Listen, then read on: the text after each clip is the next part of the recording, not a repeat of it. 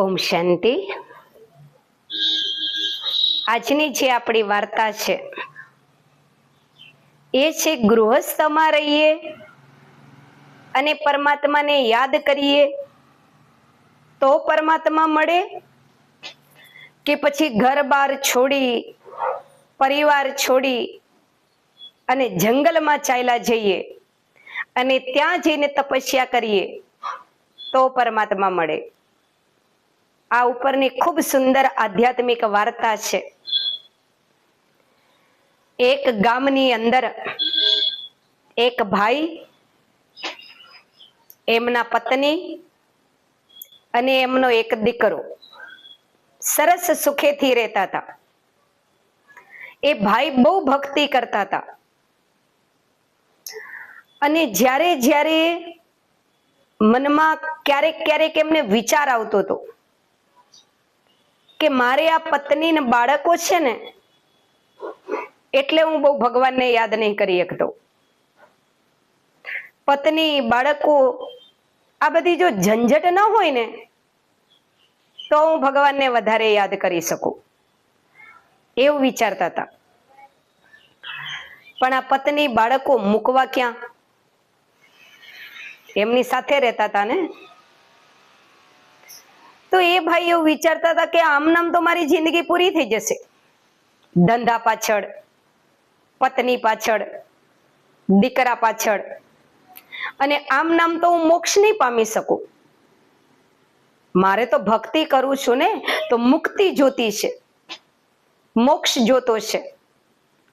પણ સંસારમાં રહીને તો મને લાગતું નહીં મોક્ષ મળે. જો આ સંસાર છોડી અને ક્યાંક દૂર ચાલ્યો જઉં અને ત્યાં જઈને શાંતિથી ભક્તિ કરું તો કદાચ મને મોક્ષ મળે. તો એક દિવસ અડધી રાત્રે ભાઈ ઉઠ્યા, જોયું તો એમના પત્ની સૂતા હતા, દીકરો સૂતો તો, ભર ઊંઘમાં હતા દીકરો પત્ની. પેલા ભાઈ જાવરી કરીને ઉઠ્યા, એક જોડ કપડા લીધા અને અડધી રાત્રે ઘર છોડીને નીકળી ગયા. એની પત્નીને તો ખબર નથી, એ તો બિચારી આખા દિવસનું કામ કરીને થાકીને સૂઈ ગઈ હતી. એ ભાઈ અડધી રાત્રે નીકળી ગયા, ચાલતા ચાલતા ચાલતા 1 ગામ 2 ગામ 4 ગામ બહુ દૂર નીકળી ગયા. સવાર પડી, એ ભાઈના પત્ની જાગ્યા, જોયું તો એમના પતિ નતા ઘરમાં. એટલે પહેલા તો મનમાં એવો વિચાર આવ્યો કે ક્યાંક બહાર ગયા હશે. થોડી વાર થઈ તોય એમના પતિ ના આયા. એટલે એ બેનને વિચાર આવ્યો કે ગામમાં આટો મારું ક્યાંક હોય તો. સવારથી બપોર સુધી આખું ગામ ફરી, ક્યાંય એને એનો પતિ ન મળ્યો. થાકીને ઘરે આવી, વિચારવા લાગી કે આ અચાનક ક્યાં ગયા હશે, કાલે તો ઘરે જ હતા. એમના મિત્રોના ત્યાં જઈ આવી, પાડોશીઓના ત્યાં જોયું, આખા ગામમાં ફરી, તોય ક્યાંય ન મળ્યા. બિચારી થાકી ગઈ એના પતિને શોધી શોધી. ફરી પછી એના દીકરાને લઈને એના પતિને શોધવા નીકળી. રાત સુધી એના પતિને શોધ્યો તોય ન મળ્યો. થાકીને ઘરે આવી, કટકો રોટલો ખાઈને સૂઈ ગઈ. અંદરથી દુખી દુખી થઈ ગઈ હતી, ક્યાં વયા ગયા હશે મારા પતિ. કાયમ કે તો કરતા હતા કે મારે ઘર ગૃહસ્થ છોડીને સંન્યાસ લેવો હે, સંન્યાસ લેવો હે. તો અમને મૂકીને વયા તો નહીં ગયા હોય ને. જો એ અમને મૂકીને વયા ગયા હશે તો મારું ને મારા દીકરાનું શું થશે? આવા વિચારો કરતા કરતા રડતા રડતા દુખી થઈને બેન સૂઈ ગયા. આ બાજુ એમના પતિ ચાલતા ગયા ચાલતા ગયા ચાલતા ગયા, બહુ દૂર નીકળી ગયા. અને આ બાજુ આ બેન 1 દી 2 દી 4 દી એના પતિને શોધ કરે, ગામમાં 12 ગામ, ક્યાંય એના પતિની એને ભાડ ન મળી. અંતે થાકી ગઈ અને મનમાં વિચારવા લાગી કે મારા પતિને શોધતા શોધતા 8 દી થઈ ગયા, તોય ક્યાંય મળતા નહીં, ક્યાંય એમની ભાડ નહીં, ખબર નહીં ક્યાં અમને મૂકીને વયા ગયા હે. આવશે કે નહીં આવે, મનમાં વિચારો ચાલતા હતા. અને આ બાજુ આ ભાઈ ચાલતા જ ગયા દૂર. ધીરે ધીરે દાઢી વધી ગઈ, માથાના બાલ વધી ગયા. એ ભાઈએ રંગીન કપડા ત્યાગ કરીને કેસરી પહેરી લીધા.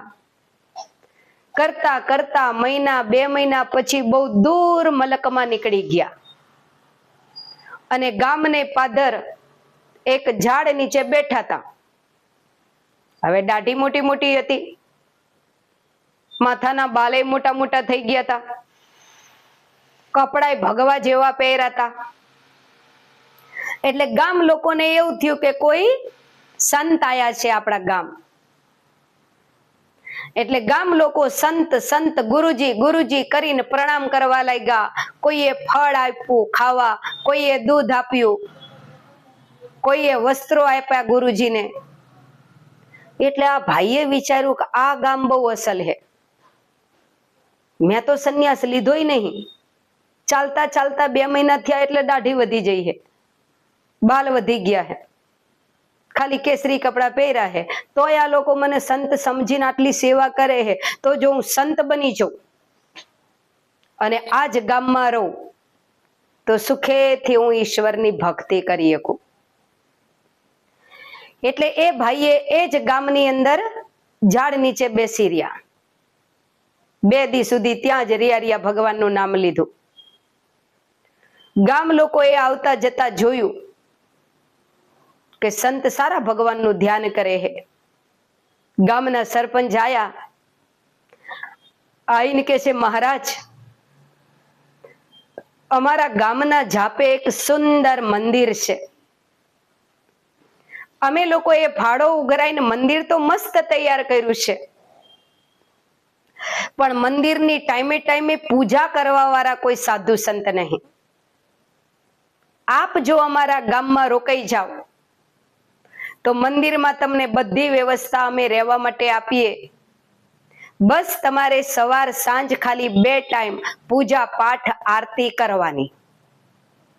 પેલા ભાઈને એવું થયું કે આટલું જ તો જોતું હતું, શાંતિથી ભગવાનને યાદ કરવાનું. સરપંચ કે છે 2 ટાઈમ તમે પૂજા પાઠ ભક્તિ આરતી કરશો ને, ભજન આરતી, તો તમને જમવા માટે ભોજન, વસ્ત્ર, તમારી જે કઈ જીવન જરૂરિયાત છે એ બધી અમે ગામ લોકો પૂરી કરીશું. પેલા ભાઈએ વિચાર્યું કે 2 મહિનાથી ચાલીને રખડીને અમથાય થાકી ગયો. એક કામ કરું, હવે અહીંયા જ રોકાઈ જાઉં, અહીંયા જ રહીને જીવનભર શાંતિથી ભગવાનને યાદ કરું. એ ભાઈને તો સરસ મંદિર મળી ગયું, રહેવાનું સ્થાન મળી ગયું, તૈયાર ભોજન મળી ગયું. શાંતિથી એ ભાઈ તો સવાર સાંજ પૂજા આરતી કરે, બાકીનો સમય ભગવાનનું ધ્યાન કરે. પણ આ બાજુ એની પત્ની અને એનો નાનો દીકરો એના પતિને ગોતીને થાકી અને મનથી વિચારે છે કે કેટલા દિવસથી ગોતું હું તોય મળતા નહીં. એ જાતે જ અમને મૂકીને ક્યાંય વયા ગયા લાગે છે. ગમે એટલું ગોતીશ તોય મને નહીં મળે. અને આમ નામ ગોતવામાં જો હું સમય કાઢીશ તો ઘરમાં થોડું અનાજના ડબલા ભરેલા છે એ ખાલી થઈ જશે, તો હું ને મારો દીકરો ખાશું શું? એના કરતા કંઈક કામ ધંધો કરું તો મને ને મારા દીકરાને 2 ટાઈમ ભોજન મળે. એમને જ્યારે આવવું હશે ત્યારે આવશે. એ બેને છોડી દીધું. પણ કામ ધંધો કરવો શું? બિચારીએ કોઈ દિવસ કોઈ કામ નતું કરેલું, ન ખેતરનું કે કશું. ક્યાં જાય, શું કરે? બહુ દુખી હતી. પાડોશણે જોયું કે બિચારી એના પતિ વગર બહુ દુખી થઈ ગઈ છે, એટલે પાડોશણે આવીને કીધું કે બેન, તમે 1 મહિનાથી 2 મહિનાથી દુખી થઈ રહ્યા હો તમારા પતિ વગર, તમારું દુઃખ જોવાતું નહીં. એક કામ કરો ને, આપણા ગામને પાધર જે આશ્રમ છે ને, ત્યાં ગુરુજી જોડે જાઓ અને ત્યાં જઈને તમારા દુઃખનું વર્ણન કરો. ગુરુજી અવશ્ય તમને કંઈક મદદ કરશે. પેલા બેન કે ભલે. એ તો એના બાળકને આંગળીએ પકડી અને ગામને ઝાંપે જે પેલું આશ્રમ હતું ગુરુજીનું, ત્યાં ગઈ. ગુરુજીને પ્રણામ કરી અને પોતાના જીવનની જે કઈ આપવીતી હતી એ ગુરુજીને બતાવી. અને ગુરુજીને કે છે, ગુરુજી, મારા પતિ તો મને મૂકીને ક્યાંક ચાલ્યા ગયા છે. પહેલા એ કમાતા હતા, પૈસા લાવતા હતા, એમાં ઘર ચાલતું હતું, પણ એ તો ખબર નહીં ક્યાં વયા ગયા છે, મળતા નહીં. પણ ગુરુજી, મને તો ખેતીનું કામે નથી આવડતું, બીજું કોઈ કામે નહીં આવડતું, હું શું કરું? કેવી રીતે મારું ને મારા દીકરાનું ગુજરાન ચલાવવું? ગુરુજી કે છે, દેખ બેટા, હું બીજી તો તને કોઈ મદદ ન કરી શકું, પણ મારા આશ્રમની અંદર આ બધા રક્તપિત્તના રોગવાળા થોડા દર્દીઓ છે, જેના પરિવારના સભ્યોએ રાખ્યા નહીં, કાઢી મૂક્યા હે, તો આવા રોગીઓની હું સેવા કરું છું. મારા આશ્રમની અંદર પૈસાનો કોઈ તૂટો નહીં બકા બેટા, અનાજ ધન ઘણું છે. જો તને કોઈ તકલીફ ના હોય તો મને તારો બાપ સમાન સમજ અને તું ને તારો દીકરો બે આશ્રમમાં જ રહો. આશ્રમની સફાઈ કરજે, સમય મળે તો દર્દીઓની સેવા કરજે અને શાંતિથી તું અહીંયા 3 ટાઈમ જમી શકે. તને વસ્ત્રો, જીવન જરૂરિયાતની બધી વસ્તુઓ આપીશ અને તારા દીકરાને ભણાય ગણાય. તારો દીકરો મોટો થાય, નોકરી કરે, ત્યાં સુધી આશ્રમમાં સેવા કર, પછી ચાલી જજે તારા દીકરા પાસે. પેલા બેન કે છે, ભલે. બીજો તો કોઈ આરો હતોય નહીં. એ બેન સરસ મંદિરની સફાઈ કરે, ગુરુજીની ઝૂંપડીની સરસ સફાઈ કરે, આશ્રમની સરસ સફાઈ કરે, ભગવાનનું નામ લેતી જાય ને દિલથી સેવા કરતી જાય. વધે સમય તો ગુરુજીને જોડે જોડે દર્દીઓની સેવામાં મદદ કરાવે. કોઈને નવડાવી દે, કોઈ દર્દીઓના વસ્ત્રો ધોઈ દેતી હતી, કોઈને ભોજન ખવડાવતી હતી, આવા બધા કામો કરતી હતી એ બેન. એમ કરતા કરતા વર્ષો વીતી ગયા. એનો નાનો દીકરો મોટો થઈ ગયો, યુવાન, ભણવા મોકલેલો એના દીકરાને, અને આ બેન આશ્રમની અંદર ગુરુજી પાસે રહે અને સેવા કરે, આશ્રમની, મંદિરની, દર્દીઓની. પેલી બાજુ એ બેનના જે પતિ છે, જે સંન્યાસી બનીને મંદિરમાં સેવા પૂજા કરે છે, ઉંમર થઈ, વૃદ્ધ થયા, મરણ પથારીએ પડ્યા, રીબાતા હતા શરીરથી, પણ આત્મા દેહનો ત્યાગ નથી કરતી. પથારીમાં રિયા રિયા બેનના પતિ ભગવાનને કે છે, હે ભગવાન, કેટલા વર્ષથી હું તમારી તપસ્યા કરું છું, કેટલા વર્ષથી હું તમારું નામ લઉં છું, કેટલા વર્ષથી હું સેવા પૂજા કરું છું, તોય હું પથારીમાં કેમ આટલો બધો રીબાઉં છું? ભગવાન, તમે કેમ મને લેવા નથી આવતા? આવી ભગવાનને ફરિયાદ કરે છે. અને ભગવાનને ફરિયાદ કરતા કરતા સૂઈ જાય છે. જેવા એ ભાઈ સૂઈ ગયા, સ્વપ્નમાં ભગવાન આયા. સ્વપ્નમાં ભગવાન આવીને કે છે, બેટા, તારા પૂર્વ જન્મના અને તારા આ જન્મના કર્મને અધીન તું દુખી થઈ રહ્યો છે. એ કે છે, ભગવાન, 30 વર્ષથી મેં સંન્યાસ લીધો છે, 30 વર્ષથી તમારી સેવા પૂજા ભક્તિ કરું છું, તો તમે મારી ભક્તિના હિસાબે તો મને આ દેહમાંથી મુક્તિ આપો. મને બહુ વેદના થાય છે, બહુ દુઃખ થાય છે. આ દેહમાં મારી આત્મા બહુ દુખી થાય છે. ભગવાન કહે છે, બેટા તારી જોડે કોઈ પુણ્ય જમા નથી જે તને હું આ દુઃખમાંથી મુક્તિ આપી શકું. પણ આ દુઃખમાંથી મુક્ત થવાનો એક રસ્તો છે. પેલો ભાઈ કહે છે કે ભગવાન કયો રસ્તો છે આ દુઃખમાંથી મુક્ત થવાનો? મને બતાવો, પણ તમે મને હવે આ રોગી શરીરમાંથી મુક્ત કરો. ભગવાન કહે છે, તારું કોઈ ખાતું જમા નથી પુણ્યનું, જેના ફળ સ્વરૂપે હું તને આ દુઃખમાંથી મુક્ત કરું. પણ તારી જે પત્ની છે એ 30 વર્ષથી ભક્તિ કરે છે અને 30 વર્ષથી આશ્રમની સેવા કરે છે, રોગીઓની સેવા કરે છે. એના ખાતામાં એટલું બધું પુણ્ય જમા થઈ ગયું છે, એટલું બધું પુણ્ય જમા થઈ ગયું છે કે તારી પત્ની તને ખાલી જો 7 દિવસનું પુણ્ય અર્પણ કરે તોય તું આ દુઃખમાંથી મુક્ત થાય. એટલે એ ભાઈને વિચાર આવ્યો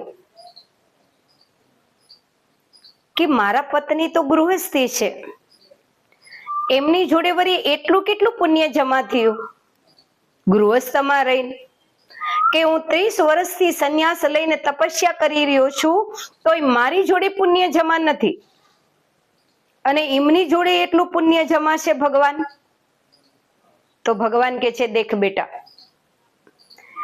એક દિવસ તું અચાનક તારા પત્ની ને બાળકોને છોડીને આવતો રહ્યો. તું ગૃહસ્થી હતો, સૌથી પહેલો તારો ધર્મ હતો તારી પત્નીને બાળકોને સાચવવા, એની પાલના કરવી, એમને સુખ આપવું, એમના હર દુઃખોમાં સાથે ઊભા રહેવું. અને એ કાર્ય કરતા કરતા તારે મને ભજવાનો તો, યાદ કરવાનો તો. એના બદલે તું એક દિવસ અચાનક અડધી રાત્રે એમને છોડીને નીકળી ગયો. કોઈ દિવસ તે વિચાર્યું તારી પાછળ એમનું શું થયું હશે, કેવી રીતે એમને જિંદગી જીવી હશે? એ ભાઈ કહે છે કે ગુરુજી તમારી વાત તો સાચી છે, મને એમ કે હું તમને યાદ કરું અને એટલું તમારી યાદમાં રહું કે મને મોક્ષ મળી જાય, મુક્તિ મળી જાય. પણ મારી પાછળ મારા પત્ની બાળકોનું શું થશે એવું તો મેં વિચાર્યું જ નથી. ભગવાન કહે છે, જ્યારથી તું એમને છોડીને આવ્યો ત્યારથી આજ દી સુધી એ આશ્રમની અંદર સફાઈ કરે, સેવા કરે, મારું નામ લે, રોગીઓની એ સેવા કરે અને ઘરનું ગુજરાન ચલાવતા હતા. એની જોડે એટલું પુણ્ય જમા છે કે 7 દિવસનું પુણ્ય જો એ તને અર્પણ કરે ને એના ખાતામાંથી તોય તું મુક્તિ પામે. એ ભાઈ સવારે જાગ્યા એટલે એમને પોતાના શિષ્યો દ્વારા એમને ગામ એમના પત્નીને મેસેજ મોકલાયો, માફી મગાઈ કે મેં જે તમારી સાથે વર્તન કર્યું છે એ બદલ મને માફ કરજો, પણ હું મારા પૂર્વ જન્મોના કે આ જન્મોના કર્મને અધીન બહુ રીબાવું છું. તમે જો તમારું 7 દિનનું પુણ્ય મને અર્પણ કરો તો ભગવાન એવું કહે છે કે હું આ રોગમાંથી, આ દુઃખમાંથી મુક્ત થઉં. એ બેને જોયું કે જેવા છે એવા મારા પતિ છે ને, આટલા બધા દુઃખી છે, રીબાઈ છે, તો 7 દિનનું તો શું, આખા જીવનનું પુણ્ય જો મારે અર્પણ કરવું પડે તોય હું કરી દઉં. એ બેન તરત મંદિરમાં જઈને ભગવાનને કહે છે, હે પરમાત્મા, સાચા દિલથી જો મેં તમારી ભક્તિ કરી હોય, પૂજા કરી હોય, રોગીઓની સેવા કરી હોય, દિલથી આશ્રમની સેવા કરી હોય, તો બસ મને ખાલી એટલું ફળ આપો કે જ્યાં મારા પતિ છે, જે દુઃખમાં દુઃખી થઈ રહ્યા છે, મારા પતિને તમે દુઃખમાંથી મુક્ત કરો. અને આ બાજુ ભગવાનની સામે બેઠા બેઠા એના પત્ની ભગવાનને પ્રાર્થના કરે છે, અને પેલી બાજુ પરમાત્મા એ ભાઈની પત્નીની પ્રાર્થના સાંભળી અને એ ભાઈને રોગમાંથી દુઃખમાંથી મુક્તિ આપે છે. આ વાર્તાનો સાર શું છે? આ વાર્તાનો સાર એ જ છે કે ગૃહસ્થ વ્યવહાર છોડો, જંગલમાં જાઓ, તપસ્યા કરો તો જ ભગવાન મળે એવું નથી. ચાહે તમે ગૃહસ્થી હોય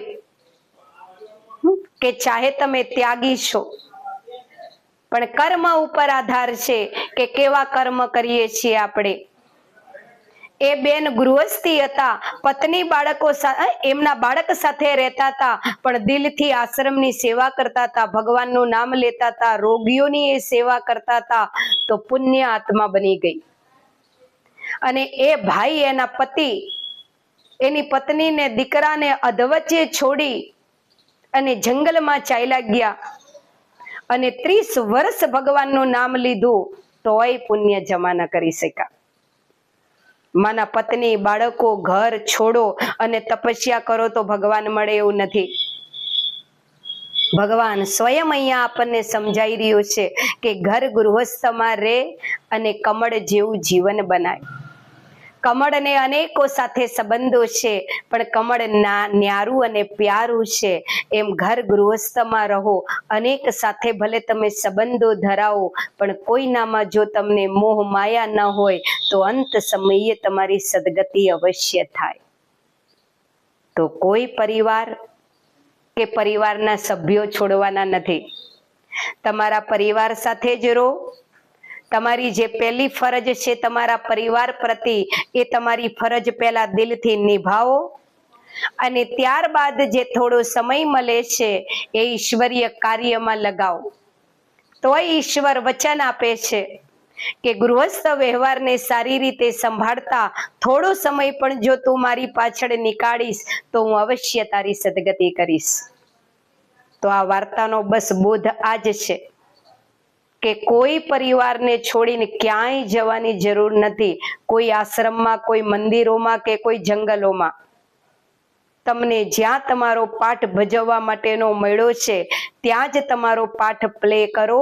બસ સારી રીતે પાઠ ભજવો, અને સારી રીતે તમારો પાઠ પ્લે કરતા કરતા ખાલી થોડું ધ્યાન આપો કે મારા કર્મ સારા હોવા જોઈએ, અને કર્મ કરતી વેરાએ મને ઈશ્વરની યાદ હોવી જોઈએ.